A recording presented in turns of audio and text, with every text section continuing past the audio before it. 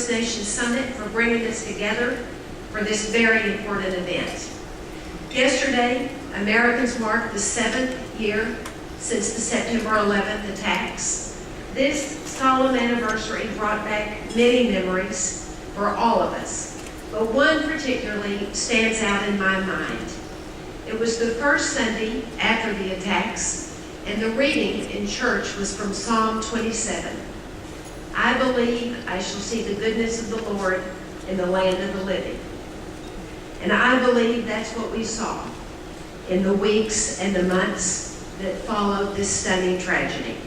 From the thousands who lined up to donate blood to the school children who raised $12 million for the boys and girls of Afghanistan.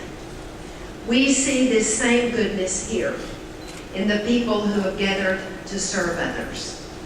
In his 2002 State of the Union address, President Bush challenged our country to sustain this spirit of service that followed September 11th. He asked every American to dedicate 2 years or 4,000 hours over the rest of their lifetimes to help their neighbors in need. As the leader of Helping America's Youth, I've seen Americans answer this call across our country.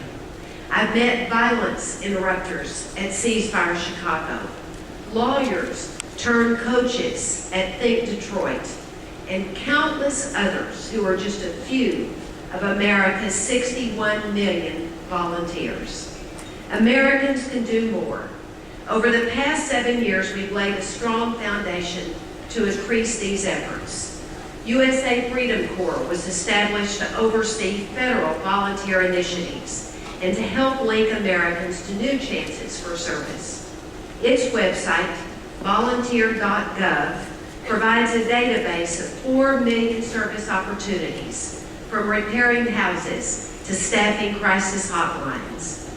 Under the umbrella of USA Freedom Corps, the President's Council on Service and Civic Participation brings together leaders from business and nonprofits and other sectors to promote volunteer service.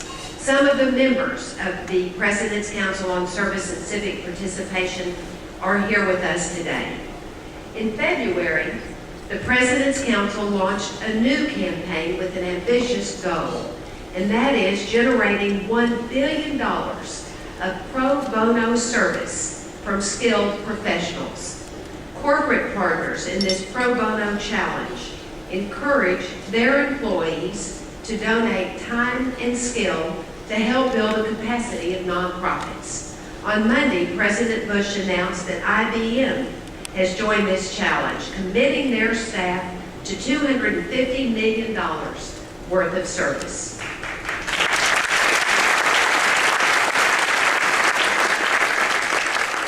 Americans today have more opportunities to volunteer through government-supported national service programs. AmeriCorps has expanded, and it now has more than 74,000 members.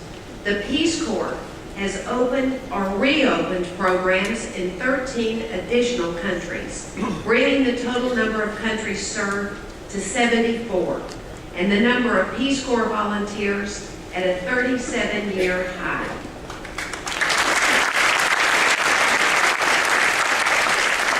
After September 11th, 2 national service programs were founded to respond to the needs of our times.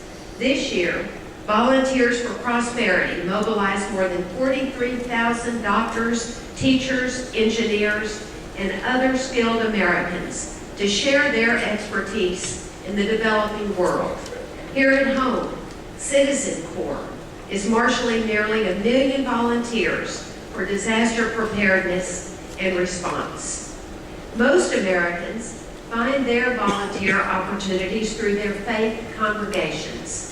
When the President took office, institutional barriers often discourage government from partnering with faith-based organizations. The President's Faith-Based and Community Initiative has worked with USA Freedom Corps to reduce these barriers in national service programs, and their efforts are making a difference in Americans' lives. When Hurricane Katrina devastated New Orleans, the Corporation for National and Community Service approached Reverend Kevin Brown. At the time, Reverend Brown's Trinity Christian Community hosted a small AmeriCorps program. He worked with CNCS to multiply the program tenfold and refocus his existing efforts on disaster recovery. Since then, AmeriCorps members and the volunteers they support have joined this faith-based organization to rebuild over 1,600 homes. A greater commitment to service among older Americans and increasing rates of volunteering among young Americans. Baby boomers are expected to double the number of older American volunteers. National service programs like Senior Corps are assisting this generation's search for opportunities to volunteer after they retire. Della Stolesworth works with Senior Corps Retired and Senior Volunteer Program at Montgomery County's Volunteer Center in Maryland. She pioneered an effort that connects retired professionals to local nonprofits. Nonprofit service organizations in her community are saving thousands of dollars in consulting fees, and the volunteers Della assists are using the skills they learned over a lifetime career. As Della explains it, some retirees don't just want to play golf. The nonprofit Experience Corps is taking advantage of the so-called experience boom by engaging older adults as tutors and mentors. This year, 20,000 students across our country will improve their reading and academic skills with the help from an experienced Corps tutor. Even America's youngest students are taking time to serve. In March, I visited Rolling Ridge Elementary School in Olathe, Kansas. At the beginning of each school year, Rolling Ridge students receive service logs to track their volunteer hours. They earn certificates for every 10 hours of unpaid service. The girls and boys I met had performed activities like collecting food for their local food bank and assisting with adult English classes. One 12-year-old had logged more than 500 hours of service since he was in the 2nd grade. The national program Learn and Serve America is encouraging more schools to make service activities a part of the curricula. Last year, its grantees engaged over 1,400,000 students from kindergarten through college in service learning activities. Private sector organizations have joined in this effort. Alma Powell, who's here with us today and is also a Summit co-chair, heads America's Promise. As one of America's Promise Alliance's partnerships, 5 promises for every child is the opportunity to serve. Children who learned the importance of service early are much more likely to grow up to be service-minded adults. People like Peace Corps volunteer Natasha McClintock.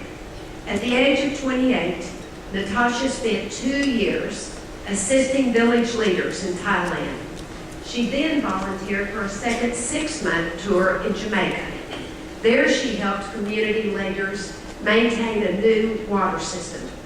Some would call months without running water an unwarranted sacrifice. Natasha just calls it a life-changing experience. As President Bush said this morning, the true source of America's strength is in the compassion of its people. People like Natasha and people like each of you who are here today. As ServiceNation looks toward the future of volunteering, we can be confident in this compassion. And together, we can build an America with 100 million volunteers. Thank you all for making our